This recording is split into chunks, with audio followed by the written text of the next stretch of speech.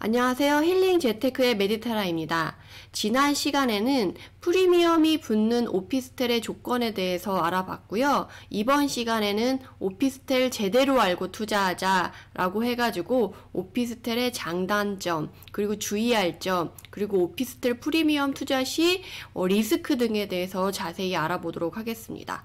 사실은 지난번에 프리미엄이 붙는 오피스텔의 조건보다도 먼저 이게 더 선행됐어야 하는 내용이었는데, 요새 대책 발표 후에 또 묻지마 투자로 막 하시는 분들이 계셔서 먼저 프리미엄이 붙는 조건이라도 확인하고 들어가셔라 라는 생각에 먼저 해드렸고, 오늘은 그것에 이어서 이 정도는 알고 있어야지 그래도 오피스텔 투자는 좀 안전하게 할 수 있지 않을까 싶어가지고 내용을 준비해봤습니다. 그러면 함께 알아보도록 하겠습니다. 오피스텔의 장점은 우선 첫 번째로 위치가 좀 좋아요. 대부분 역세권이나 상업지역에 위치해 있기 때문에 대부분 교통편이 편리하거나 편의시설을 활용하기가 좋게 되어 있죠. 그러다 보니까 또 상대적으로 어떠냐면 땅값이 비싸요. 그래서 일반 아파트보다는 평당 가격이 그렇게 쌀 수는 없거든요. 그리고 그러다 보니까 전용률도 좀 적게 나와서 그것에 대해서 조금 평수가 더 작아진다던가, 그러니까 전용률이 작아지면 본인이 돈을 똑같이 10평을 주고 사더라도 아파트는 뭐 8평, 9평을 쓸 수 있다라고 한다면 오피스텔은 보통 5평, 6평 정도를 본인이 쓰는 공간으로 사용하고 나머지는 주차장이나 이런 공용시설, 복도에 배분이 된다라는 거죠. 그래서 약간 위치는 좋을 수 있으나 상대적으로 좀 전용률이 떨어질 수 있는 단점은 있는 거죠. 장점과 단점을 함께 말씀드리게 되는데 어쨌든 위치상은 그렇다. 두 번째, 관리가 용이하다. 요새는 오피스텔 관리만 하는 임대관리 대행업체가 있어요. 그래서 오피스텔이 요새는 조금씩 들어오지 않고 막 만세대, 막 몇천 세대 이렇게 대단지로 들어가거든요. 그러면서 아파트처럼 커뮤니티 시설도 같이 이렇게 사용할 수 있게 뭐 게스트룸이라던가 헬스장이라던가 뭐 수영장까지 막 이런 커뮤니티를 많이 넣는 오피스텔이 증가하고 있는데, 그러다 보니까 이제 임대 관리 대행 업체가 들어가서 그 오피스텔 단지 전체를 이제 관리를 해주고 대신에 월세는 매달 보내주지만 그 중에 일부는 떼가는 형식으로 임대 관리 대행 업체가 있어서 관리가 오히려 편할 수가 있어요. 그리고 만약에 그런 게 없다 하더라도 건물 내 부동산 사장님들이 본인이 안정적으로 부동산 수수료를 받기 위해서 본인이 아예 관리를 해주시는 경우도 있어서 이런 부분에 있어서는 오피스텔은 좀 관리가 용이하다. 그리고 세 번째로 이번에 617이나 710 대책으로 인해서 어쨌든 아파트는 규제가 더 심해졌는데요. 그 전부터도 뭐 아파트는 대출 규제가 워낙 심했었죠. 그렇지만 오피스텔은 상대적으로 규제가 덜한 거죠. 규제가 따로 없잖아요, 대출은. 그래서 아파트 규제에 비해서 이제 대출 부분에서는 규제가 없기 때문에 오히려 아파트보다 지금은 대출이 잘 나오는 편이죠. 그리고 네 번째로는 수익률인데요. 월세 수익률이 좀 높은 편이고 안정적인 임대 수입이 가능하다.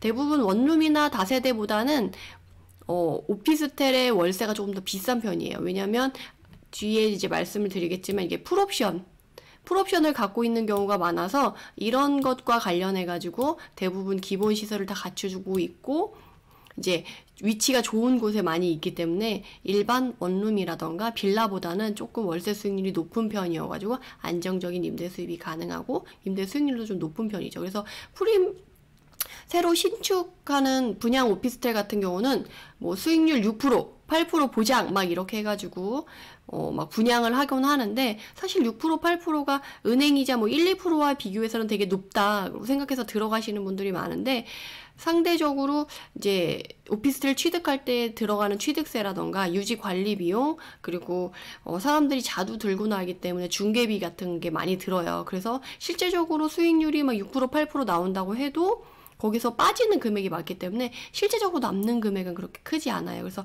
사실 분양 오피스텔을 6%, 8%를 수익률이 좋다고 생각하고 분양을 받고 임대 수익을 받고 싶어서 그걸 활용하시는 분들한테는 상대적으로 그렇게 수익이 좋지 않을 수 있다. 현금 흐름이 이렇게 좋지 않을 수 있다라고 좀 미리 말씀드릴 수 있을 것 같습니다.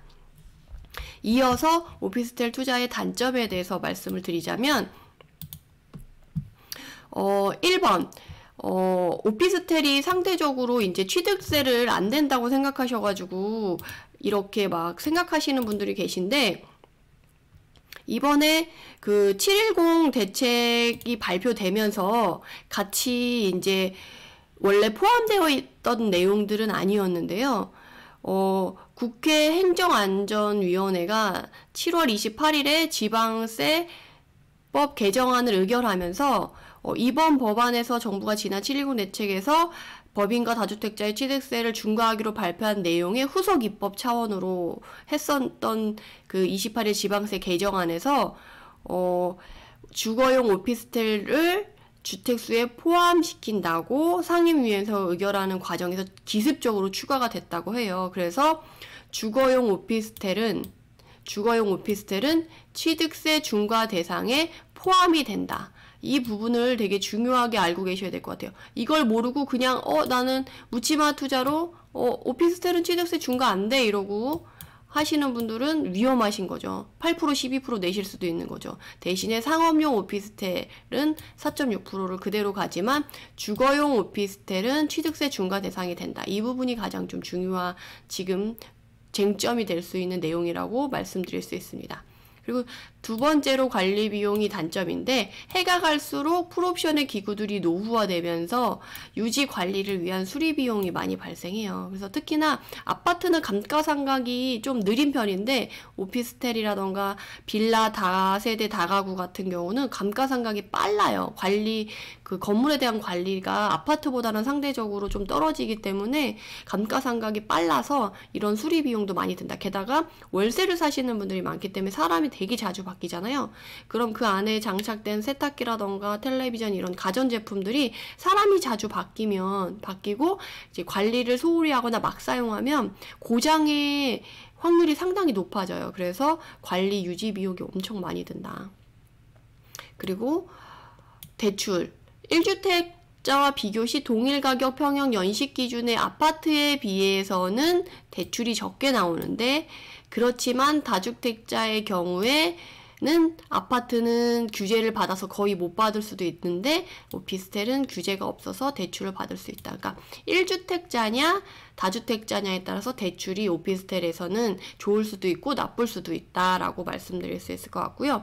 네 번째 시세 차익으로는 이제 다른 부동산 종류에 비해 시세 차익이 쉽지 않다. 뭐 아파트가 대표적인데 시세 차익을 요새 많이 노리고 아파트를 많이 사셨었잖아요. 근데 오피스텔은 사실 시세 차익을 바라보기 위한 부동산 종별은 아니에요. 임대 수익용인 거죠. 그리고 프리미엄을 가지고 프리미엄 전매를 하면서 프리미엄을 내가 수익으로 가져가겠다 해서 이제 오피스텔 투자하시는 분들이 많고 지금도 약간 아파트가 상대적으로 규제되니까 오피스텔 그런 쪽으로 해서 프리미엄이 잘 붙기도 하고 그런 쪽으로 접근하시는 분들이 많으신데 이 오피스텔의 시세 차익에서 특히 프리미엄 쪽에서의 주의하실 점은 매수 매도 타이밍을 잡기가 쉽지 않다는 거랑 이제 오피스텔이 프리미엄이 발생되면 너도 나도 건축업자들이 달려들어서 대체 주거지가 생긴다거나 아니면 주변에 빈 땅이 있다 그러면 지속적으로 다 공급이 금방 빨리 돼요. 그래서 그 프리미엄이 상대적으로 쭉쭉쭉 계속 가야 되는데 어느 정도 선에서 멈추거나 오히려 다시 떨어지는 현상이 발생할 수 있으니까 오피스텔 투자할 때는 그런 부분을 잘 생각하셔가지고 지난번에 프리미엄이 붙는 오피스텔의 조건에서 이렇게 대체 주거지가 많지 않고 빈 땅이 없는 쪽으로 해가지고 아마 준비를 하시면 상대적으로 좀 도움이 되실 거다라고 말씀드릴 수가 있고 특히나 주거용 오피스텔을 해서 임대 수익을 받고 싶으신 분들은 좀 신경을 쓰셔야 될 게 지구 단위별로 세무사에서 출동을 해요. 그래서 프리미엄이 붙는다 아니면 좀 오피스텔이 활발한 지구 단위다 이러면 이제 세무서에서 그걸 단위별로 찍어서 나가요. 출동을 해요. 그러다 보니까 다른 사람들은 뭐 재산이 많고 뭐 탈세 혐의가 많아가지고 찍어서 나가는 반면 여기서는 구역별로 나가기 때문에 내가 탈세를 아주 조금밖에 안 했는데도 바로 걸릴 수가 있어요. 그 탈세라는 게 주거용 오피스텔로 쓰고 있는데 상업용 오피스텔인 것 마냥 분양시 부가세 환급을 받는 경우가 많은데 이런 것들이 바로바로 걸린다는 거죠. 그래서 이런 부분을 좀 조심하셔야 되고 여섯 번째로는 난립 가능성이 높다. 그래서 오피스텔은 왜 그러냐면 아파트와 다르게 건축법상 그 허가 규정이 좀 널널한 편이에요. 그래서 정말 제가 창문을 열면, 오피스텔에서 창문을 열면 반대쪽 바로 건너편 오피스텔에 사는 사람의 창문을 열고 손을 맞잡을 수 있을 정도로 그 건물과 건물 사이 간격이 되게 좁게 형성이 될 수도 있어요. 그래서 수익성이 좋다고 소문이 나면 약간의 공간만으로도 건설이 가능하기 때문에 난립이 될 확률이 높다라는 거죠. 그리고 빠르면 정말 2, 3개월 안에도 막 뚝딱뚝딱 지어서 정말 낮고 조그만 땅은 공급이 가능하기 때문에 정말 막 난립이 막 돼서 나중에는 공실이 많이 생기면 오히려 슬럼화 될 수도 있으니까 이런 부분은 좀 조심하셔야 돼요. 그래서 아까 대출 부분을 할 때 얘기를 했던 부분인데, 전용률이 낮으면 대출이 좀 적고 실사유 면적이 적다고 했는데, 그러니까 전용률이 높을수록 대출도 많이 되고 아파트처럼 실사유 면적이 넓은데, 그렇지 않은 오피스텔은 그거에 비해서는 좀 작고 실사유 면적이 좁을 수 있다. 이 부분까지만 알고 계셔도 될 것 같습니다. 그리고 한 번 더 제가 짚어드리자면, 지금 행정안전부에서 그 오피스텔도 주택수에 포함이 되고 취득세 중과가 된다라는 부분을 이렇게 알려줬어요. 주거용 오피스텔도 주택수에 포함이 된다. 그리고 행정안전부에서 발표한 지방세법 규정안 에서도 보면 오피스텔을 상임위원회에서 의결하는 과정에서 기습 추가돼서 걔도 조정 대상 지역은 이제 2주택자부터 8%, 12%, 비조정 대상 지역은 이렇게 2주택자는 1에서 3%, 3주택자 이상은 8에서 12%, 법인은 12% 이렇게 똑같이 적용이 된다. 라고 생각을 하시면 되겠습니다. 그래서 오피스텔은 취득 후 주거용으로 사용하는 경우에 한해서 소유주택수에 포함된다. 아시겠죠? 그래서 그렇지 않다. 오피스텔은 취득세 중과가 안 된다라고 알고 계신 분들은 다시 이렇게 알고 계시면 되겠습니다. 그런 다음에 이제 오피스텔 투자 리스크에 대해서 말씀을 드릴 텐데요. 이 부분은 대부분 프리미엄에 좀 맞춰서 말씀을 드릴 거예요. 프리미엄에 형성돼서 전매를 하고 싶으신 분들한테 말씀드리는 투자 리스크예요. 대부분 오피스텔의 입주 시점이 대부분 호재 발현 시점과 좀 다른 경우가 많아요. 교통 호재가 뭐 발표가 딱 된다. GTX 뭐 A가 된다, 뭐 B가 된다, C가 된다, 뭐 이렇게 해서 개통 호재를 가지고 오피스텔을 분양을 하는데, 실제적으로는 오피스텔이 먼저 입주를 한다는 거죠. 그러면 프리미엄이 형성돼서 내가 가져가지만 혹시나 못 팔 경우 잔금 치를 때 되면 그 호재가 발현됐을 때야 수요가 증가했을 텐데, 그 전에 입주를 하기 때문에 호재가 없어서 수요가 좀 적을 수가 있어요. 그래서 프리미엄이 나중에 좀 흔들릴 수도 있고, 나중에 잔금 치르고 세입자를 구해야 되는데 좀 어려움이 있을 수 있다라는 거죠. 그리고 분양할 때는 막 그 오피스텔을 분양하는 분양 직원들이 당연히 프리미엄이 형성될 거다 뭐 이런 식으로 얘기를 하고, 뭐 이런 호재 저런 호재를 다 끌어다 쓰면서 지금 몇 개 안 남았다, 또는 회사 보유분이다 라고 얘기하면서 정말 좋은 건데 내가 회사에 빼놨었는데 내가 너를 위해서 좀 줄게, 이런 식으로 얘기를 하면서 분양을 받으라고 하는데, 나중에 정말 결과를 까보면 오히려 마이너스 피가 형성되는 경우도 있으니까 이런 부분은 좀 조심하셔야 되고, 그리고 옆 건물과의 거리를 좀 고민하셔야 돼요. 아까 제가 난립의 가능성을 얘기하면서 말씀드렸던 내용인데, 건축법상 아파트에 비해서 규제가 상대적으로 덜해서 정말 내 창문을 열었을 때 상대쪽 창문과 손을 잡을 수 있을 정도로 거리가 좁을 수가 있어요. 그러면 건물과 건물 사이에 막혀가지고 빛도 하나도 안 들어오고, 이사할 때 이삿짐 차가 사다리를 올릴 수도 없고 뭐 이런 식으로 상당히 힘들 수가 있어요. 그래서 이런 부분을 고려하시고, 그리고 주변에 오피스텔이 엄청 공급 물량이 좀 몰릴 수가 있어요. 뭐 GTX나 뭐 지하철이 개통이 된다, 그리고 거기에 막 많은 호재가 있다라고 하면 대부분 역세권에 오피스텔이 막 많이 올라가는 경우가 많아요. 이번에 하남의 미사 쪽에 9호선 연장 호재 있는 그쪽도 그렇고, 강동구에 그 9호선이 연장될 때도 그 주변으로 오피스텔이 엄청 생겼어요. 그렇지만 거기도 처음에는 분양을 할 때 프리미엄이 형성될 거야 라고 많이 들어가셨다가 지금은 그때 막 마이너스가 많이 붙어가지고 되게 힘들어 하셨던 분들이 상담을 많이 하셨었거든요. 그래서 그런 부분을 꼭 고민해야 된다라고 말씀드리고 싶습니다. 그리고 오피스텔의 분양 후에 어떤 현실을 맞이하게 되는지 제가 말씀을 드리자면, 맨 처음에 이제 분양사 직원들이 프리미엄 받고 바로 팔면 된다.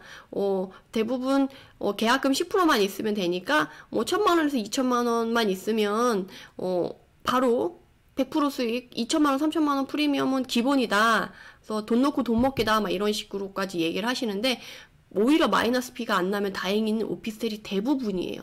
오피스텔 중에 프리미엄 붙는 애들은 제가 지난 시간에 말씀드렸던 조건을 갖고 있는 애들만 프리미엄이 붙기 때문에 그런 말에 현혹되셔서 잘못 투자하시면 이렇게 마이너스가 난다. 그리고 중도금 무이자로 막 그 현혹시키시는 분양사가 있는데, 이 중도금 무이자라는 거는 분양이 잘 안 된다는 뜻이에요. 그래서 건설사가 어떻게든 혜택을 줘서 분양을 시키려고 혜택을 주는 거기 때문에 중도금 무이자라는 건 분양이 잘 안 될 수도 있다라는 뜻이고, 그렇다고 중도금 무이자가 있는 오피스텔은 다 분양이 안 된다 이런 건 아니에요. 대부분 조금 건설사가 생각했을 때 분양이 좀 원활하게 되기 위해서는 이 정도까지는 해줘야 된다라는 거죠. 그래서 그런 걸 고려하는 입지인 경우에는 생각보다 그렇게 좋지 않을 수 있다라는 거지, 전혀 다 나쁘다라는 건 아니에요. 그리고 중도금 대출이 끝나고 나면 본인의 잔압이 바로 시작이 되기 때문에,